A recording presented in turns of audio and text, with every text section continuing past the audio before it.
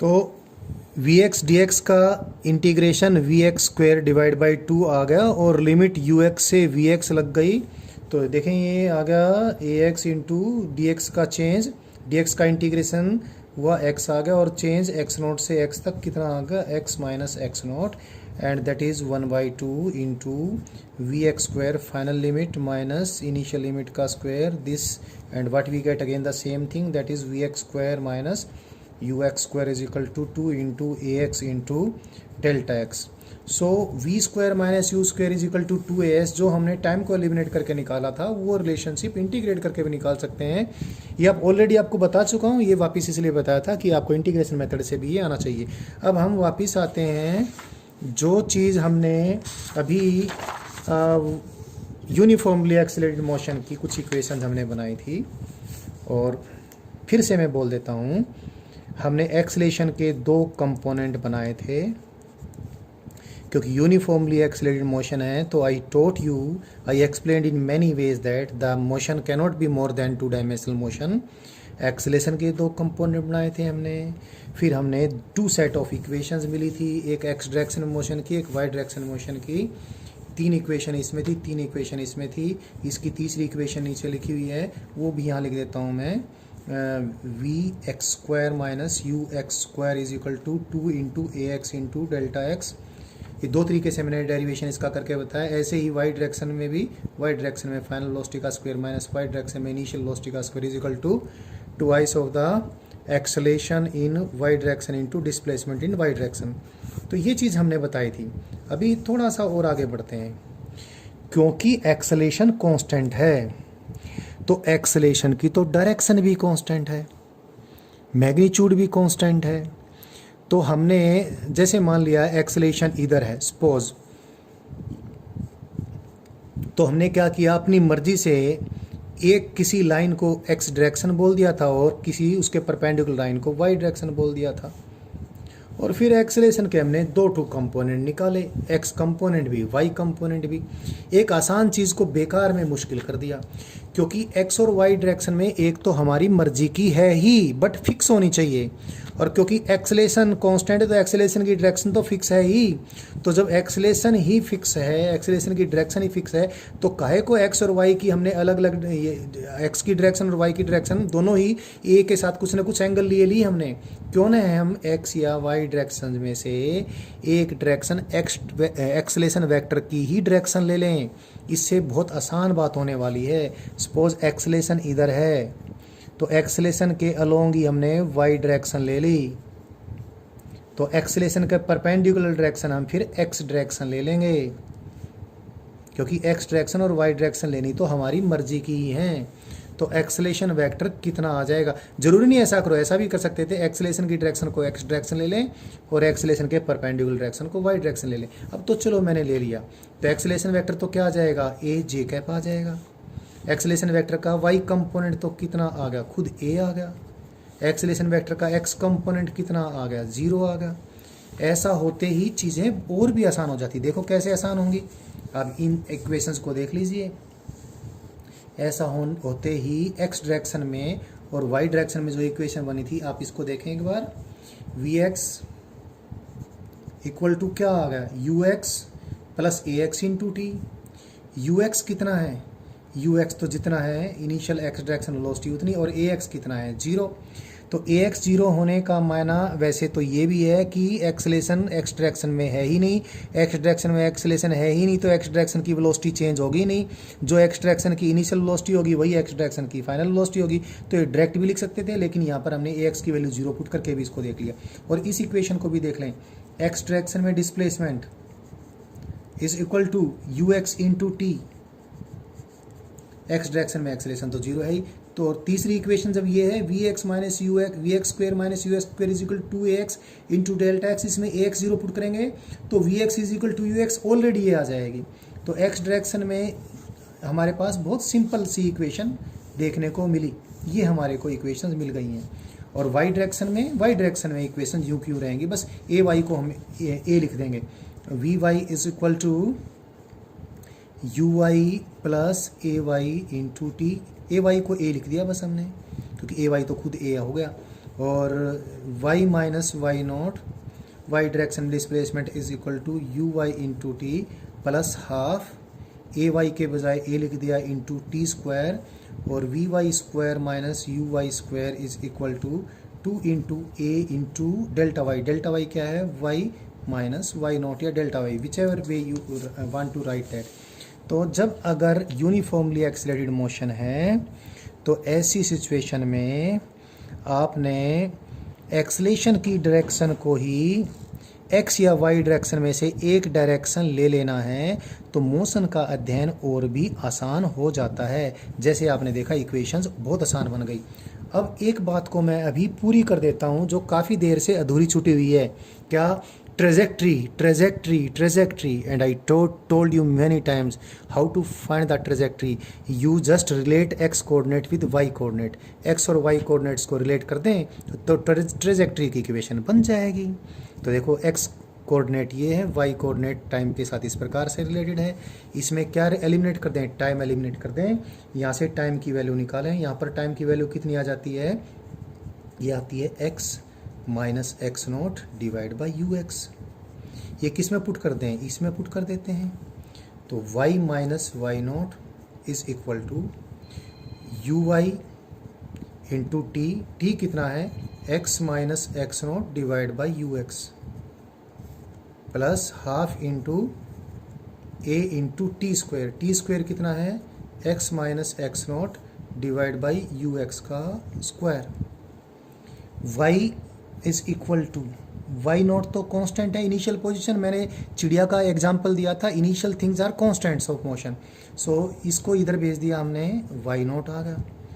और ये u y divide by u x. U y भी कांस्टेंट है, इनिशियल वेलोसिटी का वाई कंपोनेंट।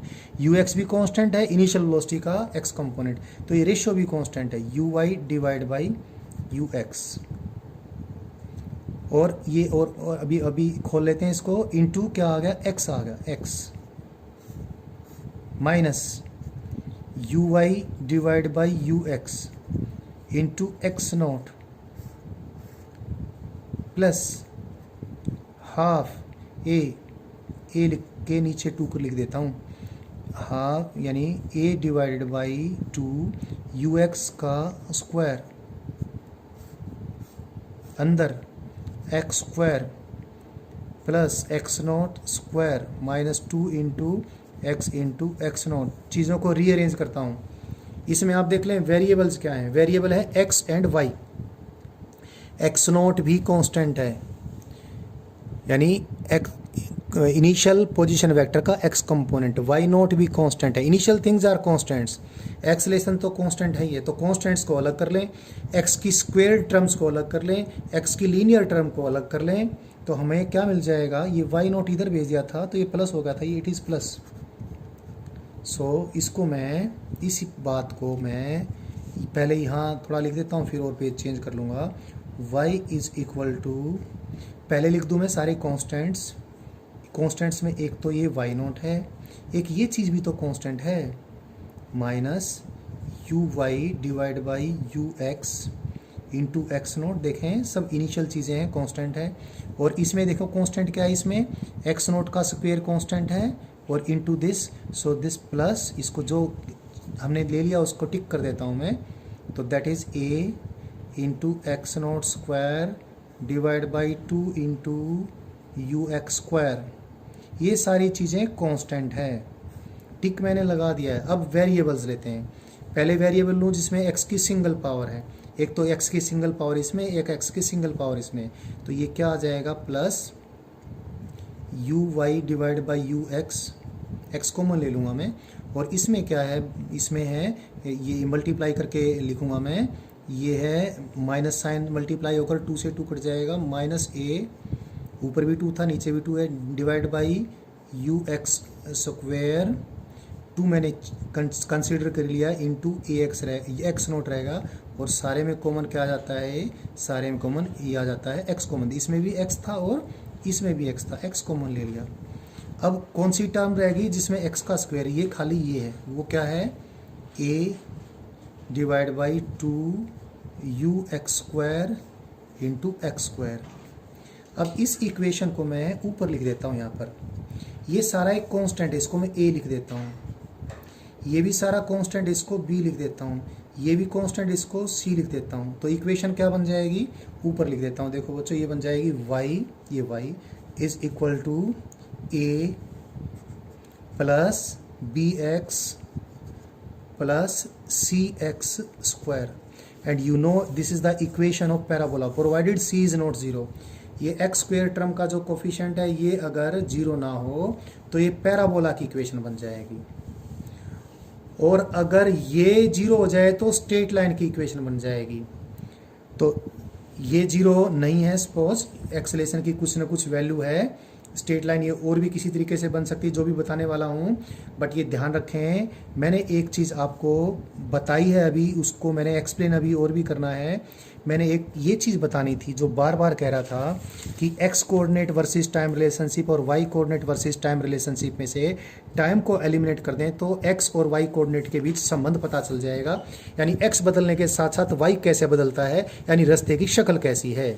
तो आपने जब ग्राफ पढ़े तो ये पढ़ा है कि this is the equation of parabola, यानी रास्ते की शक्ल पैराबोलिक होगी, यानी यूनिफॉर्मली एक्सीलरेटेड मोशन है in a plane.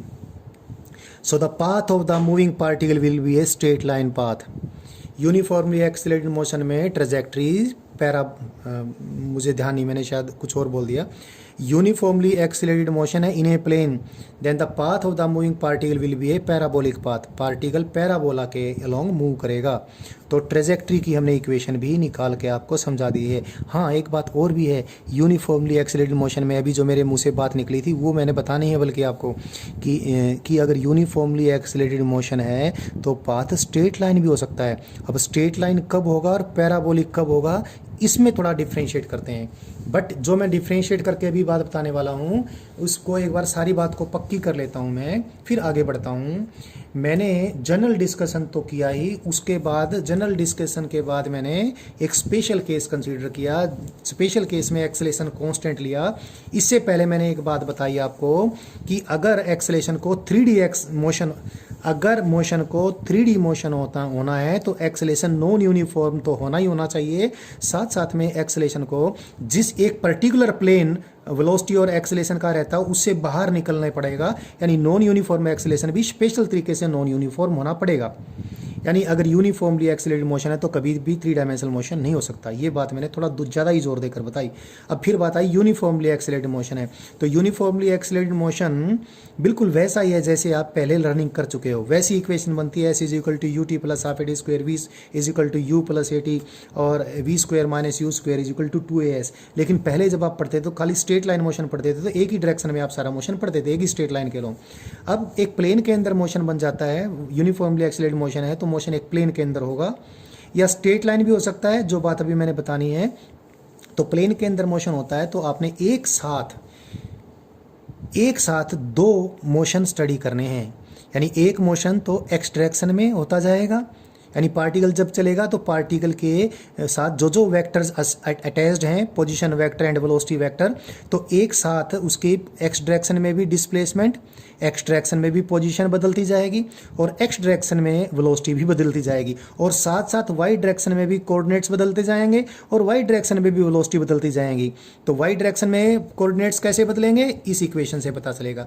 Y direction में वेलोसिटी कैसे बदलेगी, इस इक्वेशन से पता चलेगा। एक्स डायरेक्शन में, वाई डायरेक्शन में वेलोसिटी और पोजीशन, बदलती पोजीशन के बीच में ये रिलेशनशिप भी आ जाएगी।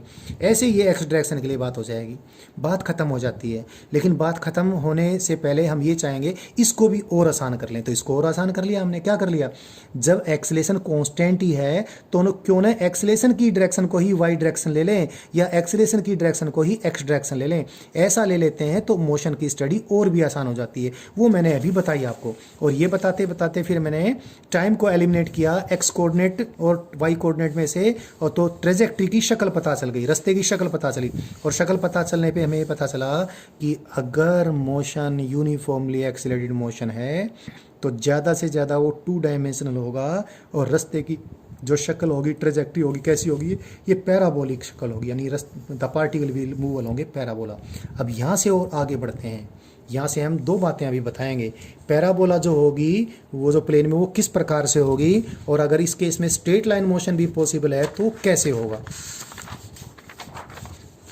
तो देखो बच्चों, suppose acceleration uniformly accelerated motion है और सपोज एक्सेलेरेशन लगातार इधर है।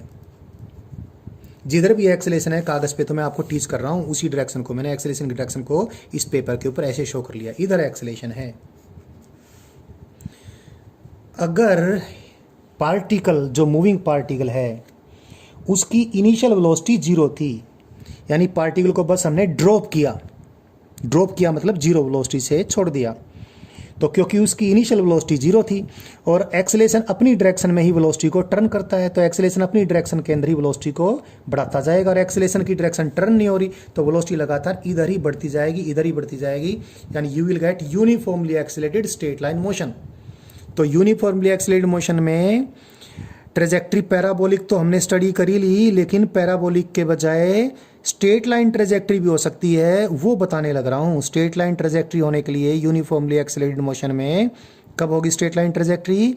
एक तो या तो पार्टिकल को हम ड्रॉप कर दें, तो जिधर एक्सेलेरेशन है उसी डायरेक्शन में पार्टिकल की वेलोसिटी लगातार बढ़ती जाएगी, या फिर जिधर एक्सेलेरेशन है पार्टिकल को उधर ही जोर से धक्का दे दें, पार्टिकल को इनिशियल वेलोसिटी उधर ही दे दें जिधर एक्सेलेरेशन है, तो पार्टिकल और तेज इसी स्ट्रेट लाइन के अंदर चलता चला जाएगा, तो भी स्ट्रेट लाइन मोशन होगा, uniformly accelerated straight line motion. या फिर जिधर एक्सेलेरेशन है पार्टिकल को इनिशियल वेलोसिटी एक्सेलेरेशन के अपोजिट दे दें, तो भी इस स्ट्रेट लाइन के लॉन्ग ही मोशन होगा। इस केस में अब क्या होगा, एक्सेलेरेशन फैक्टर पहले तो इस वेलोसिटी को मंदी करेगा, इसको स्लो करेगा, स्लो करते करते करते इस पार्टिकल की वेलोसिटी को 0 कर देगा। सपोज पार्टिकल कहीं जाकर रुक जाएगा, तो पहले तो पार्टिकल रिटार्ड होगा इस एक्सेलेरेशन के कारण। रिटार्डेशन कब होता है? जब मैंने आपको कल बताया था कि अगर इनिशियल वेलोसिटी वेक्टर और एक्सेलेरेशन वेक्टर अपोजिट हों तो शुरू में मोशन स्लो डाउन होता है, रिटार्ड होता है, स्पीड कम होती है। उसके बाद पार्टिकल रुकेगा, रुकने के बाद तो एक्सेलेरेशन उसको ऐसे ही जैसे पहले केस में उठा कर ले गया था अपने अलोंग, फिर जैसे यहाँ पर रुक गया उसके बाद एक्सेलेरेशन के कारण से पार्टिकल इधर ही और तेज होता चला जाएगा, यानी मोशन अब भी स्ट्रेट लाइन मोशन होगा। Uniformly accelerated motion straight line motion कब हो सकता है ये मैंने बताया। साथ में अब यूनिफॉर्मली एक्सेलरेटेड मोशन क्योंकि पैराबोलिक यानी इन्हें प्लेन भी हो सकता है, इसको थोड़ा और देख लेते हैं। सपोज एक्सेलेरेशन की डायरेक्शन इधर है और इनिशियल वेलोसिटी सपोज इधर है, एक्सेलेरेशन इधर है, तो मैंने बताया आपको कि एक्सेलेरेशन तो अपनी डायरेक्शन में वेलोसिटी को मुड़ता है, यानी वेलोसिटी इस प्रकार से मुड़ती चली जाएगी, यानी इस प्रकार का पैराबोलिक शक्ल हो जाएगी। यानी पैराबोलिक शक्ल का 2 dimensional motion uniformly accelerated motion के केस में कब होगा? जब initial velocity vector and acceleration vector are having, they are making some angle with each other, यानी दोनों के बीच में 0 डिग्री का या 180 डिग्री का, इधर एक्सेलरेशन वेक्टर है, इधर इनिशियल वेलोसिटी वेक्टर है, तो दोनों के बीच में 180 डिग्री का एंगल होगा, तो भी मोशन स्ट्रेट लाइन है। एक्सेलरेशन वेक्टर भी इधर है और इनिशियल वेलोसिटी वेक्टर भी इधर है, दोनों के बीच में 0 डिग्री का एंगल होगा, तो भी मोशन स्ट्रेट लाइन मोशन है। बट एक्सेलरेशन वेक्टर और इनिशियल वेलोसिटी वेक्टर के बीच में कुछ ना कुछ नॉन जीरो या नॉन 180 डिग्री एंगल है, यानी the line of the initial velocity and acceleration vector they do not कंसाइड, इस प्रकार एंगल है ए वेक्टर और वी वेक्टर के बीच में, या फिर ऐसा कोई एंगल है। ऐसी स्थिति में motion will be along A parabola. तो यूनिफॉर्मली एक्सेलरेटेड मोशन या तो ट्रेजेक्ट्री सिर्फ और सिर्फ स्ट्रेट लाइन ट्रेजेक्ट्री होगी या फिर सिर्फ और सिर्फ पैराबोलिक ट्रेजेक्ट्री होगी। उल्टी बात भी, अगर ट्रेजेक्ट्री पैराबोलिक है तो आप समझ लेना यूनिफॉर्मली एक्सेलरेटेड मोशन है पैराबोलिक ट्रेजेक्ट्री में तो। लेकिन अगर स्ट्रेट लाइन मोशन है तो जरूरी नहीं यूनिफॉर्मली एक्सेलरेटेड वो हो भी। तो अभी जो बात मैंने की है इसमें एक बात और बता देते हैं अभी, कि अगर एक बार 3D फिगर बनानी पड़ेगी, इसलिए मैं इन पेन्स के जरिए डेमो करूंगा, शायद कैमरे में आपको दिखे। अगर एक्सेलरेशन वेक्टर तो नीचे की तरफ है और इनिशियल वेलोसिटी ये है, तो इनिशियल वेलोसिटी और एक्सेलरेशन का ये वर्टिकल प्लेन होगा, तो इस वर्टिकल प्लेन के अंदर ही पार्टिकल पैराबोलिक मोशन करेगा। और यदि एक्सेलरेशन इधर है और इनिशियल वेलोसिटी इधर है, तो इनिशियल वेलोसिटी वेक्टर और एक्सेलरेशन का ये वर्टिकल प्लेन होगा, तो पैराबोलिक मोशन इस वर्टिकल प्लेन में ही होगा। यानी कौन से प्लेन के अंदर 2D मोशन होगा, that will be determined by, and I take the special case that is acceleration is constant. तो यूनिफॉर्मली एक्सेलरेटेड मोशन में plane of trajectory will be determined by the plane made by initial velocity vector and acceleration vector. I repeat, if the initial velocity is this and the acceleration is this, then the plane of motion will be this. इस plane के अंदर parabolic paths पे particle travel करेगा, and if the plane is this, तो इस plane के अंदर particle travel करेगा। शायद आप समझ गए होंगे। तो मैंने uniformly accelerated motion को किस प्रकार से एनालाइज करें वो बता दिया है, हर प्रकार के मोशन को कैसे स्टडी करें ये भी बता दिया है। और अभी मैं आपको क्या बताने वाला हूँ, अभी मैं सबसे आसान मोशन आपको समझाने वाला हूँ, और वो कौन सा मोशन है, स्ट्रेट लाइन मोशन। तो let us understand straight line motion. अभी एक बात आप मान के चलें कि हालांकि मैं अब आसान चीज़ शुरू करवाने वाला हूँ, आपके मन में प्रश्न आ सकता है कि सबसे आसान चीज़ पहले क्यों नहीं करवाई। वो इसलिए नहीं करवाई मैंने क्योंकि ये सारा ही तो बहुत आसान था। हम हर प्रकार के मोशन को जब एक झटके में समझ सकते हैं तो पहले ही हम वो झटका लगा लें और वो सारा कुछ हम समझ लें, उसके बाद आसान आसान चीज़ें करते चलेंगे। तो अब हम सबसे जो सिंपल चीज़ है क्या, motion along a straight line, ये आपको समझाने वाले हैं। देखते जाएं, बिल्कुल आसान बात हो जाती है। Motion along a straight line, जब इतना बड़ा काम कर चुके हैं तो वैसे तो कोई इसकी औकात नहीं है, फिर भी हमने एक बार इसको देख लेना है।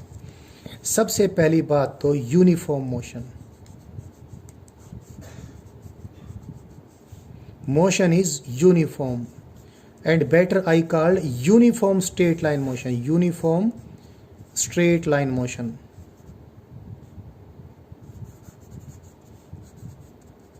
यूनिफॉर्म स्ट्रेट लाइन मोशन माने वेलोसिटी की डायरेक्शन भी और मैग्नीट्यूड भी लगातार कांस्टेंट रहती है। तो इसका मायना ये भी हुआ कि एक्सेलेरेशन तो जीरो है। एक्सेलेरेशन जीरो होने का मतलब फाइनल वेलोसिटी और इनिशियल वेलोसिटी लगातार बराबर रहेंगी। एक बात मैंने कल भी बताई थी ग्राफ्स, काइनेमेटिकल ग्राफ्स के दौरान, अब भी बता रहा हूँ, पिछली वीडियो में आपने लर्न कर ली थी, फिर भी ध्यान रखें। When the motion is along a single straight line, इस स्ट्रेट लाइन में ही मोशन है, तो स्ट्रेट लाइन में इस डायरेक्शन को यदि मैं आई कैप कह दूँ तो ये माइनस आई कैप हो जाएगी, और जो भी वेक्टर रिलेशनशिप बनेगी आई कैप से आई कैप हम कैंसिल करेंगे तो प्लस माइनस साइन रह जाएगा। यानी स्ट्रेट लाइन मोशन में वेक्टर्स की डायरेक्शन के लिए पॉजिटिव और नेगेटिव साइन से ही हम सब कुछ निष्कर्ष निकाल लेंगे। तो जिस स्ट्रेट लाइन पे मोशन है उस स्ट्रेट लाइन पे एक पर्टिकुलर पॉइंट को आप ओरिजिन ऑफ पोजिशन कह देंगे, और आप मर्जी से एक पर्टिकुलर डायरेक्शन को पॉजिटिव डायरेक्शन ले लेंगे, और उससे opposite direction obviously negative direction हो गई। तो जितने भी वेक्टर इस डायरेक्शन में होंगे, चाहे तो वो वेलोसिटी वेक्टर हो, चाहे वो एक्सेलेरेशन वेक्टर हो, चाहे वो डिस्प्लेसमेंट वेक्टर हो, उनकी डायरेक्शन बताने के लिए हम प्लस साइन का प्रयोग करने वाले हैं। और जितने भी वेक्टर इस डायरेक्शन में होंगे, along this direction which is opposite to the opposite direction, that is which is the negative direction, be it acceleration vector, be it velocity vector, be it displacement vector, the direction of the vectors will be shown by putting negative sign before them. उनके आगे negative sign put करके direction को हम बताएंगे। लेकिन ये बात भी ध्यान रखना, पॉजिटिव और नेगेटिव साइन वेक्टर्स की फिर डायरेक्शन के लिए होंगी, मैग्नीट्यूड के लिए नहीं होंगी। एक बात कल भी पिछली वीडियो ग्राफ वाली वीडियो में बताई थी, अब वापस से मैंने ये बात आपको दोबारा से बतानी चाहिए थी और दोबारा से बता दिए। अब देखो, क्योंकि स्ट्रेट लाइन मोशन है, डायरेक्शंस पॉजिटिव नेगेटिव साइन से शो हो जाएंगी, तो हम वेक्टर के सिंबल को एक बार छोड़ देते हैं। तो मैं स्ट्रेट लाइन मोशन है, क्योंकि एक्सेलेरेशन कांस्टेंट है, एक्सेलेरेशन जीरो है, तो v is equal to u, यानी वेलोसिटी तो बदलेगी नहीं, और वेलोसिटी बदलेगी नहीं तो वेलोसिटी टाइम ग्राफ क्या होगा, वीटी ग्राफ, क्योंकि इसका वेलोसिटी टाइम ग्राफ का स्लोप हो जाएगा जीरो। वेलोसिटी टाइम ग्राफ का स्लोप, क्योंकि स्ट्रेट लाइन मोशन है तो rate of change of speed ही एक्सेलेरेशन होगा। सिर्फ स्ट्रेट लाइन मोशन में ही ऐसा होता है कि rate of change of speed is the full fledged acceleration, otherwise acceleration का टेंजेंशियल कंपोनेंट ही rate of change of speed होता है। सो स्ट्रेट लाइन मोशन है, rate of change of speed acceleration है, क्योंकि एक्सेलेरेशन जीरो है तो velocity time graph का स्लोप जीरो होगा, यानी वेलोसिटी टाइम ग्राफ ऐसा होगा। वैसे भी देख सकते हैं वेलोसिटी की वैल्यू जीरो टाइम पे भी यू, सब टाइमों पर यू की यू बनी रहेगी। और यू नो कि वेलोसिटी क्या है, rate of change of position vector जिस स्ट्रेट लाइन के अलोंग मोशन होता है उसी को मैं एक्स एक्सिस के मान लेता हूँ, एक्स डायरेक्शन कंसीडर कर लेता हूँ। तो जो रिलेशनशिप थी v vector is equal to d r vector by d t, उसको बजाय हमने पोजीशन वेक्टर को के बजाय हमने एक्स कोऑर्डिनेट ले लिया, या पहले भी अभी हमने अभी सुबह भी 3 इक्वेशन बनाई थी, चाहे उनका प्रयोग कर लें। V is equal to d x by d t, v is equal to d x by d t, rate of change of position, क्योंकि वेलोसिटी कांस्टेंट है तो dx by d t constant हुआ। dx बाई डी टी का मतलब है position time graph का slope. तो uniform motion के केस में अगर पोजीशन टाइम ग्राफ में प्लॉट कर देता हूँ तो पोजीशन टाइम ग्राफ का स्लोप लगातार कांस्टेंट रहेगा, यानी पोजीशन टाइम ग्राफ कैसा आएगा, एक स्ट्रेट लाइन ग्राफ आएगा। इसका स्लोप क्या बताएगा, वेलोसिटी बताएगा। कल एक बात हम पिछली वीडियो में कही थी हमने, अगर ऐसा कोई पोजीशन टाइम ग्राफ है स्ट्रेट लाइन मोशन में, 2 ग्राफ ऐसे हैं, तो जैसे बच्चा ये सोच लेता है एक गाड़ी तो इस ऐसे चल रही है, एक गाड़ी ऐसे चल रही है। ये ग्राफ्स हैं, ये रास्ते नहीं हैं, these are not the paths. Graph हैं, ग्राफ सिर्फ ये बताएगा एक्स की वैल्यू टाइम के साथ कैसे बदल रही है। एक कोई कार ए है, कार ए का पोजीशन टाइम ग्राफ ऐसा है, कार बी का पोजीशन टाइम ग्राफ ऐसा है। इनको देख कर सिर्फ आप 2 निष्कर्ष निकालेंगे। एक तो ये कि 0 टाइम पर कार ए की पोजीशन कार बी की पोजीशन से आगे थी। दूसरा, कार ए अच्छी वाली कार है, उसकी वेलोसिटी ज़्यादा है, कार बी थोड़ा घटिया क्वालिटी की कार है, उसकी वेलोसिटी कम है, या फिर ड्राइवर की कंडीशन ऐसी है कार बी को धीमे चला रहा है, कार ए को तेज चला रहा है। सो पोजीशन टाइम ग्राफ और वेलोसिटी टाइम ग्राफ भी हमने समझ लिए हैं। और क्योंकि एक्सेलेरेशन 0 है तो बाकी कुछ बचता ही नहीं है, वेलोसिटी तो कांस्टेंट ही रहेगी, और position time relationship displacement is equal to u x तो खुद यू है जो लगातार कांस्टेंट है, into t plus half into a is 0, तो displacement is equal to velocity into time taken. So these are the simple relations if the motion is uniform, nothing more to study. Displacement निकालना है, direct velocity को time से multiply करें, displacement निकल जाएगा। और displacement ही distance भी होगा इस केस में, क्यों, क्योंकि डायरेक्शन चेंज नहीं हो रही है। आपको याद होगा हमने बताया था सिर्फ एक ही सिचुएशन ऐसी बनती है जब डिस्प्लेसमेंट और डिस्टेंस बराबर होते हैं, कब, जब डायरेक्शन ऑफ मोशन चेंज ना हो। यूनिफॉर्म स्ट्रेट लाइन मोशन में direction of motion never change, direction of motion never changes. तो ये बात आपने देख ली है। अभी स्ट्रेट लाइन मोशन का थोड़ा और अच्छा काम हम कर लेते हैं और अच्छा केस स्टडी कर लेते हैं। क्या, uniformly accelerated straight line motion.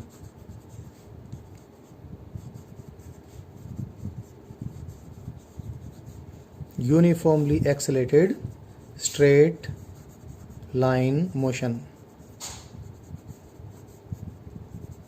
हमने इक्वेशंस का डेरिवेशन कर लिया। जिस स्ट्रेट लाइन, पहले ही हम इक्वेशंस का डेरिवेशन कर चुके हैं, चाहे तो हम अलग से भी कर सकते हैं, कुछ टाइम भी नहीं लगना है, चलो अलग से हम कर लेते हैं। यूनिफॉर्म हमने सभी डेरिवेशंस पहले ही कर लिए हैं, फिर भी एक बार कर लेते हैं।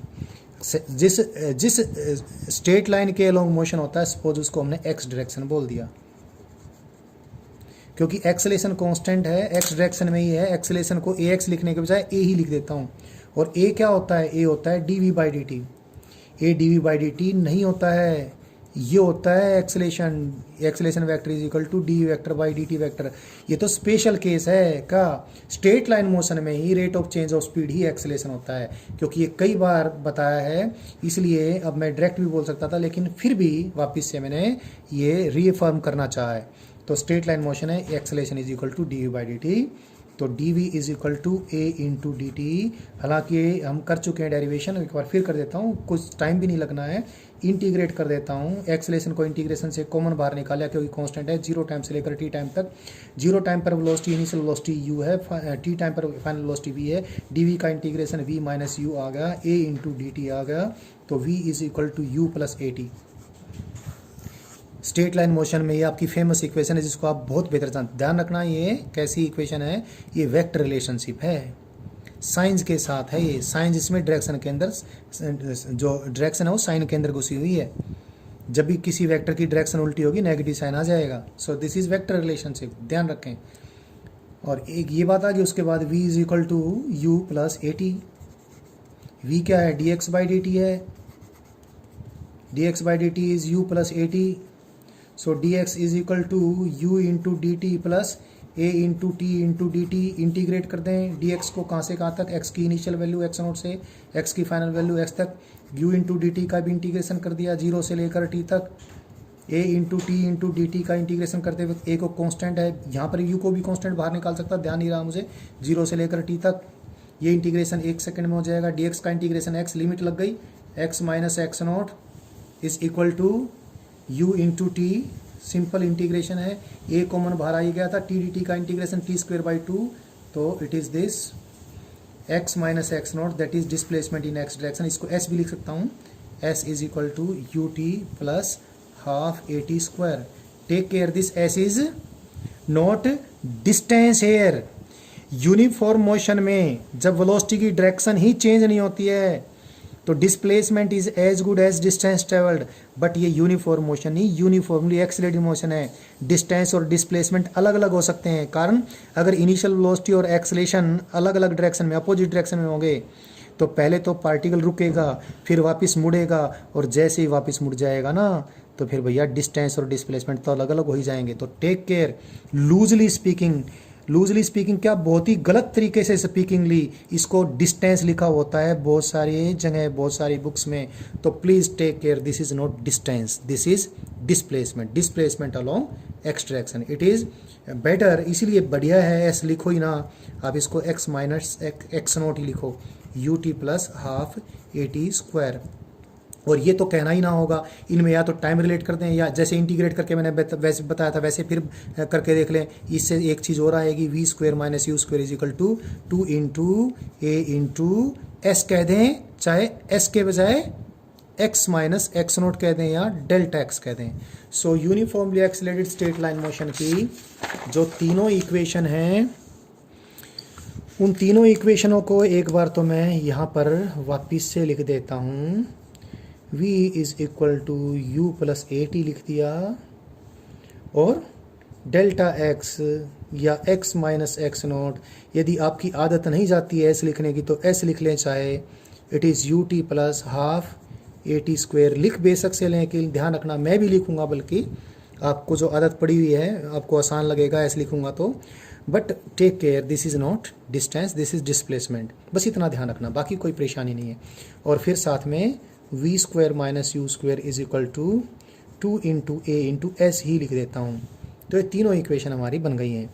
इन इक्वेशंस को यूज़ करके हमने बहुत सिंपल लेकिन अच्छी इंटरेस्टिंग प्रॉब्लम सॉल्व करनी है, अभी करेंगे। बट एक काम यहाँ पर और कर लें, displacement in nth second of motion. nth second, जैसे 10th क्लास आपकी कौन सी क्लास होती है? 9th क्लास आप पास करके आए, 9th क्लास से 9th years of your study starting from your first year. Nursery KG वाला कंसिडरेशन नहीं कर रहा हूँ, फर्स्ट से लेकर 9th तक, बीच में फेल भी नहीं होते हैं आप, बहुत अच्छे बच्चे हैं। तो 9th year of your study starting from first class, तो 9th ईयर से लेकर 10th ईयर के एंड होने तक के बीच का जो साल है वो 10th ईयर है।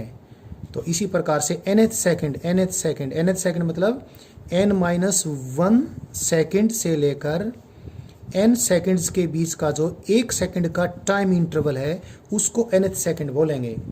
तो कई बार ये भी निकालना होता है, find the displacement in nth second. बहुत सारे तरीके हैं, s की वैल्यू n सेकेंड में से क्या सब्ट्रैक्ट कर दें, n-1 सेकेंड में जो डिस्प्लेसमेंट हुआ, या फिर s का जो dx का जो था उसको इंटीग्रेट ही कर दें, लिमिट लगा दें n-1 से लेकर n सेकेंड तक की, या ऐसे कर लें। डिस्प्लेसमेंट इन nth सेकेंड कैसे निकालें? n सेकेंड्स में जो डिस्प्लेसमेंट है उसमें से सब्ट्रैक्ट कर दें क्या, n-1 सेकेंड में जो डिस्प्लेसमेंट किया, या फिर कैसे कर दें, dx का इंटीग्रेशन कर दें, कहाँ से कहाँ तक, n-1 सेकेंड से लेकर n सेकेंड के टाइम तक। और dx क्या होता है, dx अभी हमने इंटीग्रेट किया था, आपको वापस पेज दिखा देते हैं, हमने dx का इंटीग्रेशन किया था अभी तो 0 टाइम से लेकर t टाइम तक किया था, 0 टाइम से लेकर t टाइम तक, x नोट से लेकर x तक, 0 टाइम से लेकर t टाइम तक u इंटू डी टी का इंटीग्रेशन किया था। या भी क्या कर दें, u इंटू डी टी का इंटीग्रेशन कर दें, लेकिन t की वैल्यू कहाँ से कहाँ तक चेंज करें, n-1 सेकेंड से लेकर n सेकेंड तक। ये n-1 सेकेंड से लेकर ये जो आएगा इसको हम SNth कहेंगे, और इस पे a इंटू डी टी का इंटीग्रेशन भी कहाँ से कहाँ तक, n-1 सेकेंड से लेकर n सेकेंड तक। या तो ऐसे निकालें इंटीग्रेशन से, या फिर डायरेक्ट ऐसे कर दें क्या, displacement in nth second of motion is n सेकेंडों में जो डिस्प्लेसमेंट किया माइनस n-1 सेकेंड में जो डिस्प्लेसमेंट किया। ये कर देते हैं, सिंपल है, बट एक बार डेरिवेशन कर लेते हैं। n सेकंड्स में कितना डिस्प्लेसमेंट होगा, t की वैल्यू n सेकंड पुट कर दूं तो u into n seconds. n तो नंबर है, लूजली स्पीकिंग कई बार हम गलत आसानी से करने के लिए हम कई बार यूनिट्स को ड्रॉप कर देते हैं, चीज़ें देखने में आसान लग जाती हैं। मैं ड्रॉप नहीं कर रहा हूँ, t को n सेकंड लिखा हूँ plus half into a into n into 1 second, यानी n यहाँ पर ns का मतलब है n इंटू 1 सेकेंड का square minus u into n minus 1 second plus half into a into s second के लिए n माइनस 1 सेकेंड का स्क्वायर एस nth सेकेंड में कितना डिस्प्लेसमेंट हुआ, यहाँ से u n into 1 second u n into 1 second से सब्ट्रैक्शन के दौरान कट जाएगा, यहाँ खाली कितना आएगा u इंटू 1 सेकेंड आएगा, u इंटू 1 सेकेंड। ये दोनों तो निपट गए, इन दोनों में क्या कॉमन आएगा, हाफ कॉमन आएगा, a कॉमन आएगा, और इसमें से जब ये सब्ट्रैक्ट होगा तो यहाँ चलो पहले लिख देता हूँ मैं n इंटू 1 सेकेंड का स्क्वायर, हाफ ए तो कॉमन निकाल लिया बाहर मैंने, इसका भी स्क्वायर कर दूंगा और सब्ट्रैक्ट कर दूंगा। पहले माइनस साइन लगाता हूँ, स्क्वायर पहले कर लेता हूँ, ये क्या आएगा, ये स्क्वायर क्या था, n स्क्वायर इंटू सेकेंड का स्क्वायर, इसका भी स्क्वायर किया, ये n स्क्वायर इंटू ये सेकेंड भी तो है सेकेंड का square minus 2 into n into 1 second, 2 into n into check कीजिए 1 सेकेंड का स्क्वायर, इसका स्क्वायर करेंगे, ये 1 सेकेंड का स्क्वायर है, 2 इंटू n इंटू 1 सेकेंड का स्क्वायर और प्लस 1 सेकेंड का स्क्वायर। मैं यूनिट्स को पूरा ध्यान से लिख रहा हूँ इसलिए मैंने ऐसा लिखा, अदरवाइज मैं यूनिट ड्रॉप कर देता तो आसानी से ये बात आपको देखने में लगती, बट डायमेंशनली फिर ये गलत हो जाती, u into 1 second plus half into a n second, n square second square से ये कट जाएगा, माइनस माइनस प्लस हो जाएगा, 2 इंटू n इंटू 1 सेकेंड का स्क्वायर, ये माइनस हो गया, so that is 1 into 1 second का square, so that is u into 1 second plus half into a into 2n minus 1 into 1 second का square. तो सही तरीका तो इसका ये है जिसमें हमने कोई डायमेंशनल गलती नहीं की है, बट जैसा मेरा एक्सपीरियंस है बच्चे इसको याद करने में कुछ कठिनाई महसूस करते हैं, तो हम क्या करते हैं, कुछ रिलैक्सेशन दे देते हैं यूनिट्स का यहाँ पर, तो हम इसको ऐसे लिख देते हैं u प्लस हाफ ए इंटू 2n माइनस 1। ध्यान रखें ये डायमेंशनली गलत है, जब अगर आप इस प्रकार से याद करते हैं, ध्यान रखें यहाँ पर 1 सेकेंड मल्टीप्लाइड है और यहाँ पर 1 सेकेंड का स्क्वायर मल्टीप्लाइड है, मैंने रिलैक्सेशन दे दिया, आप इसको ऐसे यूज कर लें, लेकिन टेक केयर जब भी आप फाइनल आंसर लिखें, फाइनल आंसर में यूनिट्स को ठीक ठाक आप रिप्लेस कर दें। तो nth सेकेंड ऑफ मोशन में कितना डिस्प्लेसमेंट होगा यूनिफॉर्मली एक्सेलरेटेड मोशन में, ये मैंने यहाँ से बता दिया। यहाँ पर एक छोटी सी प्रॉब्लम है जिसको अभी हमने डिस्कस कर लेना, ठीक समझना, डिस्कस कर लेता हूँ, उसके बाद आगे बढ़ते हैं। कई बार क्या होता है, यूनिफॉर्मली एक्सेलरेटेड मोशन में एक्सेलेरेशन इनिशियल वेलोसिटी के अपोजिट होता है, और इनिशियल वेलोसिटी सपोज इधर है और इसी डायरेक्शन को मैंने पॉजिटिव डायरेक्शन ले लिया, और एक्सेलेरेशन है इधर, एक्सेलेरेशन की मैग्नीट्यूड ऑफ द एक्सेलेरेशन की मैग्नीट्यूड a है, तो एक्सेलेरेशन को साइन के साथ में करूं तो एक्सेलेरेशन वेक्टर को क्या लिखूंगा, एक्सेलेरेशन वेक्टर को लिखूंगा माइनस a, क्योंकि ये डायरेक्शन पॉजिटिव है तो ये डायरेक्शन आ गई नेगेटिव। तो मैंने बताया था जैसे अगर इनिशियल वेलोसिटी एक्सेलेरेशन के अपोजिट है तो ये एक्सेलेरेशन क्या करेगा, इनिशियल वेलोसिटी को रिटार्ड करेगा, यानी धीरे धीरे वेलोसिटी कम होती होती जीरो हो जाएगी। तो जो लास्ट वाली सेकंड होगी, यानी रुकने से जस्ट पहले जो 1 सेकंड है, तो उसको लास्ट सेकंड ऑफ मोशन बोलते हैं। लास्ट सेकंड ऑफ मोशन में कितना डिस्प्लेसमेंट होगा हमें निकालना है। Suppose last second of displacement nth second है, nth second is the last second of the displacement, और nth सेकंड में कितना, nth second is the last second of displacement. पहले तो v is equal to u plus a t का इस्तेमाल करके मैं अभी डायमेंशनल बात को थोड़ा सा ड्रॉप कर रहा हूँ जिससे कि आपको समझने में आसानी हो जाए, या चलो नहीं मैं नहीं करता तो n सेकंड्स में जाकर nth सेकंड जो है वो रुकने की लास्ट सेकंड है। मैं पूरी डायमेंशन कंसीडर करता हूँ। तो अगर मान लिया लास्ट सेकंड nth सेकंड है तो t टाइम कितना टाइम हो गया, n सेकंड का टाइम हो गया, n सेकंड में जाकर रुकती है। v is equal to 0। a कितना है एक्सेलेशन, यहाँ पर एक्सेलेशन है, एक्सेलेशन की वैल्यू -a है क्योंकि एक्सेलेशन नेगेटिव डायरेक्शन में है। -a t कितना n सेकंड में जाकर रुकती है तो nवीं सेकंड लास्ट में सेकंड हो गई। तो यहाँ पर n की वैल्यू आ गई, n सेकंड्स किसके बराबर आ गया, n सेकंड आ गया u divide by a। So n seconds की वैल्यू ये आई। अब आपको मालूम है nth सेकंड के अंदर जो डिस्प्लेसमेंट है, nth सेकंड के अंदर डिस्प्लेसमेंट, यहाँ पर nवीं सेकंड लास्टवीं सेकंड है। इसका फार्मूला अभी मैंने बनाया था, आपके सामने विद डायमेंशंस दिखा देता हूँ अगर डायमेंशनल कोई एरर हमने नहीं करनी है। तो ये क्या था, यह था u, yes you see it here, शायद कैमरे से बाहर चला गया था। यह था u into 1 second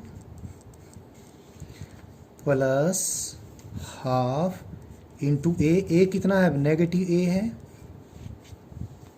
into 2 into n क्या है, इस सेकंड को मैं नीचे ले आऊँ तो n कितना, n तो एक नंबर है ना, ये u divide by a into 1 second आ जाएगा। तो यहाँ पर पुट करें 2 इंटू n कितना है, u divide by a into 1 second minus 1 into 1 second का स्क्वेयर। मैंने कोई डायमेंशन नहीं छोड़ रही है इसलिए ऐसा लिखा, वरना आप इसको लूजली कर सकते हो। लास्ट में आप डायमेंशंस का ख्याल कर लेना।